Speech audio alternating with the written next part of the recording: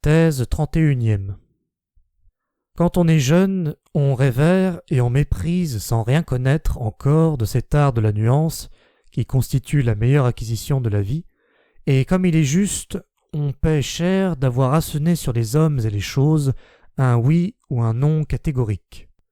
Tout se passe comme si le pire de tous les goûts, le goût de l'absolu, devait être cruellement tourné en dérision et malmené jusqu'à ce que l'individu apprenne à mettre un peu d'art dans ses sentiments, ou mieux encore, à ne pas repousser l'artificiel, comme le font les vrais artistes de la vie.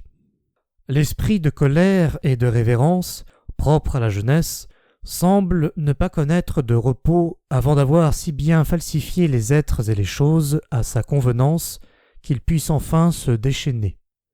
En soi, déjà, la jeunesse est quelque chose qui dénature et qui trompe. Plus tard, quand la jeune âme, à force de déceptions cuisantes, finit par se retourner soupçonneusement contre elle, impétueuse et farouche jusque dans sa méfiance et ses remords, comme elle s'en prend à elle-même, et avec quelle fureur elle se déchire et se venge de son long d'aveuglement, comme s'il avait été volontaire. En opérant ce passage, on se punit soi-même, par méfiance envers ses sentiments. On fustige son enthousiasme par le doute.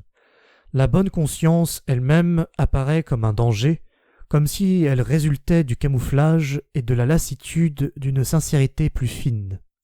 Et avant tout, on prend parti radicalement contre la jeunesse. 10 ans se passent et on comprend que tout cela était encore de la jeunesse.